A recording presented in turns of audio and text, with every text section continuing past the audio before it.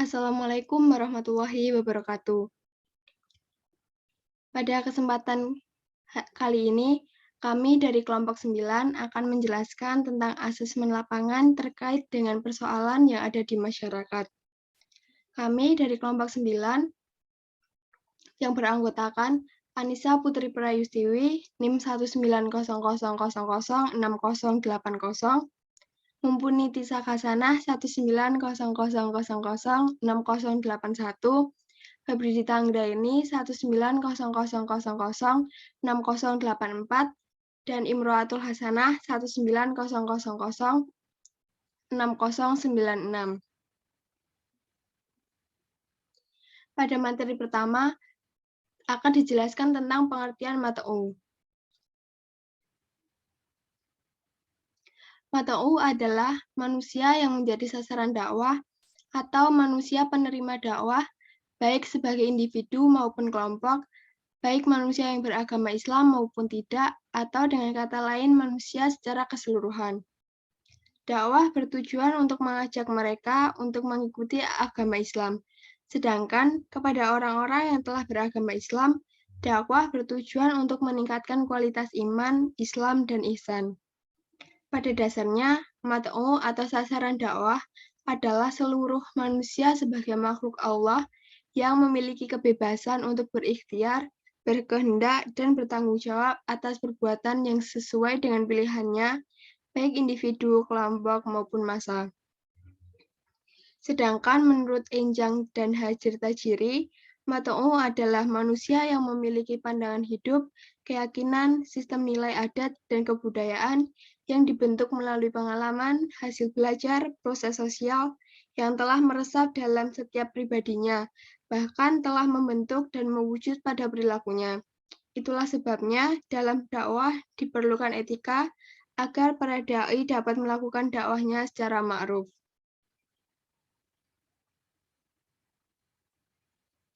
Yang kedua, golongan mat'u. Golongan mat'u akan dibacakan oleh Saudari Anissa. Kepadanya, saya persilahkan. Kedua, golongan mat'u. Muhammad Abduh membagi mat'u menjadi 3 golongan dalam mat'u.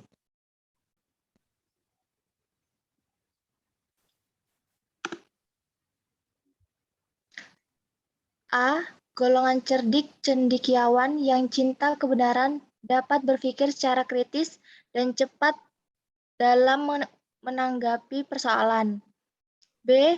Golongan awam, yaitu orang kebanyakan yang belum dapat berpikir kritis dan mendalam, serta belum dapat menangkap pengertian-pengertian yang tinggi. C. Golongan yang berbeda dengan golongan kedua tersebut, mereka senang membahas sesuatu tetapi hanya dalam batas tertentu saja dan tidak mampu membahasnya secara mendalam. Dalam Al-Quran juga menyebutkan ada 3 tipe mat'u, yaitu mukmin, kafir, dan munafik. Dari ketiga itu, klasifikasi ini mat'u kemudian dikelompokkan lagi dari berbagai macam pengelompokan. Misalnya, orang mukmin dibagi menjadi 3, yaitu zalim, linafsih, muqtasyid, dan sabikun bil khairat. Kafir bisa dibagi menjadi kafir zimmi dan kafir harbi. Mat'u dan mitra dakwah terdiri dari berbagai macam golongan manusia. Mat'u atau mitra dakwah terdiri dari berbagai macam golongan manusia. Oleh karena itu, menggolongkan mat'u sama dengan menggolongkan manusia itu sendiri, profesi, ekonomi, dan seterusnya. Penggolongan mat'u tersebut antara lain sebagai berikut. Pertama, dari segi sosiologi, masyarakat terasing, pendesaan, perkotaan, kota kecil, serta masyarakat di daerah marginal dari kota besar. Kedua, dari struktur kelembagaan, ada golongan priyayi, abangan, dan golongan orang tua. Ketiga, dari segi tingkatan usia, ada golongan anak-anak, remaja, dan golongan orang tua, dan sebagainya. Kemudian, hukum publik antara lain hukum pidana, khilafah atau hukum negara, jihad atau hukum perang dan damai, dan lain sebagainya. Keempat, akhlak yaitu meliputi akhlak terhadap khalik, akhlak terhadap diri sendiri, tetangga, masyarakat lainnya. Akhlak terhadap bukan manusia, yakni flora, fauna, dan sebagainya. Berbagai segmen mat'u. Pertama, aspek usia, anak-anak, remaja, dan orang tua. Kedua, aspek kelamin, lelaki dan perempuan. Ketiga, aspek agama, Islam dan kafir atau non-muslim. Keempat, aspek sosiologis, masyarakat terasing, pedesaan, kota kecil dan kota besar, serta masyarakat marginal dari kota besar. Kelima, aspek struktur kelembagaan legislatif, eksekutif, dan yudikatif. Keenam, aspek kultur keberagaman, priyayi, abangan, dan santri. Ketujuh, aspek ekonomi, golongan kaya, menengah, dan miskin. Kedelapan, aspek mata pencarian, petani, peternak, pedagang, nelayan, karyawan buruh, dan lain-lainnya. 9, aspek khusus golongan masyarakat, tunasusila, tunanetra, tunarunggu, tunawisma, tunakarya. 10, komunitas masyarakat seniman, baik seni musik, seni lukis, seni pahat, seni tari, artis-artis, dan lain-lainnya. Kemudian yang ketiga yaitu salah satu penyakit dalam masyarakat. Segala tindakan atau perilaku yang tidak sesuai dengan nilai-nilai dan norma yang berlaku dalam masyarakat dianggap sebagai bentuk penyimpangan. Contohnya persoalan dalam masyarakat yaitu perjudian.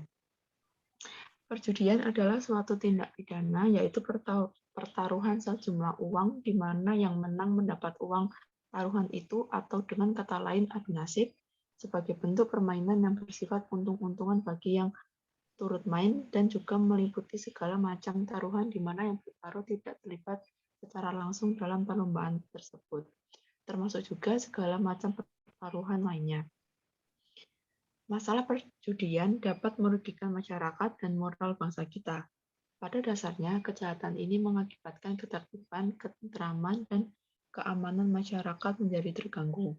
Selain itu, pengaruh bagi anak-anak sangatlah besar. Mereka akan ikut-ikutan melakukan tindak pidana perjudian yang mereka lihat terjadi di lingkungannya, akan berpengaruh negatif terhadap psikologis anak serta menimbulkan kerugian material bagi mereka yang melakukannya. Ada beberapa dampak negatif yang ditimbulkan dari berjudi, yaitu diantaranya yang pertama, berjudi dapat menyebabkan kehancuran rumah tangga. Yang kedua, berjudi dapat menyebabkan rusak iman. Yang ketiga, berjudi dapat mendorong perilaku syirik. Yang keempat, berjudi hanya akan menghabiskan waktu. Yang kelima, berjudi mengakibatkan malas bekerja dan berdoa. Yang keenam, berjudi dapat mendorong pelakunya untuk berbuat jahat. Yang ketujuh, berjudi menjadi temannya setan. Selanjutnya akan dijelaskan oleh Saudari Iin. Upaya penanggulangan perjudian melalui dakwah. A. Metode ceramah. Dalam melaksanakan ceramah agama membahas tentang 1. Fikih. Pembinaan pengetahuan dalam bidang ilmu fikih ini mengenai ibadah sehari-hari, muamalat, dan syariat, di mana dalam pemberian materi ini agar masyarakat dapat menerapkannya dalam kehidupan sehari-hari.